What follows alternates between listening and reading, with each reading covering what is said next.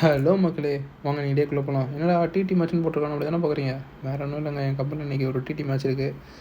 Shingles டபுள்ஸுன்னு பேர் கொடுத்துருக்கேன். இந்த இப்போ நான் மாட்டேன்னு தெரில. பட் கொஞ்சம் ஆஃபீஸ் போகிறதுனால ஜிம்முக்கு காலையிலே போய்ட்டு போகலான்னு சொல்லிட்டு ஒரு பிளானை போட்டாச்சு. ஜிம்முக்கு போயிட்டு ஒரு தரமான ஷோல்டர் ஒர்க் அவுட் தான். பார்த்தவங்களுக்கே தெரியும்.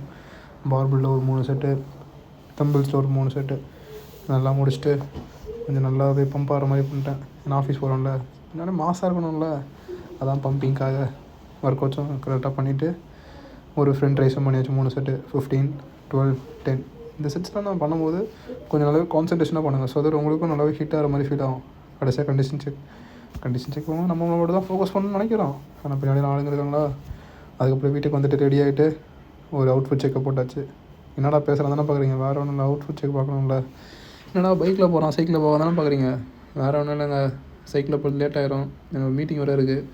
இன்றைக்கி ஒரு ஹெவி பேக்டு டே. ஸோ அதான் பைக்கில் கிளம்பிட்டேன் ஆஃபீஸ்க்கு. பைக்கில் போய் ரீச் ஆகிட்டு ஃபுல் ரெயின்ட் அவுட்டு.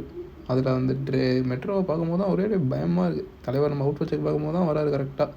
என்ன பண்ணுறது, நம்ம வீடியோ எடுக்கும்போதெல்லாம் யாரும் சொல்ல முடியாது. ஒர்க் ஆரம்பிச்சாச்சு. நான் அவரை யோசிச்சுட்டே இருக்கேன், என்னடா எப்படின்னா அதை முடிஞ்சால் தான் நம்ம டிடி மேட்ச் வர போகணுமே. கிழக்கு போகிறோம். இன்னைக்கு ஆளாளுக்கு 10 tube light, 2 fan, 2 iron box வச்சு வித்தாகணும். அப்போ தான் கம்பெனி கட்டுப்படி ஆகும். புரிஞ்சுதா?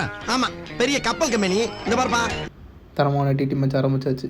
பார்த்தா அவங்களுக்கே தெரியும். தோத்துட்டேன், ஆனால் ரொம்ப பக்கமெல்லாம் போய் தோக்கல, ரொம்ப தூரமாக தான் தோத்தேன்.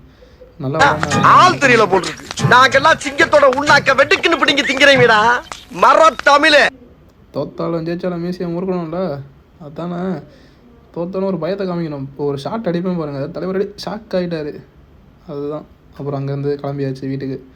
கிளம்பும்போது அப்படியே ரொம்ப டயர்டாக இருந்துச்சு இன்றைக்கி. வேணும் ஒரு 8 மணிக்கு மேலே தான் கிளம்புனேன்.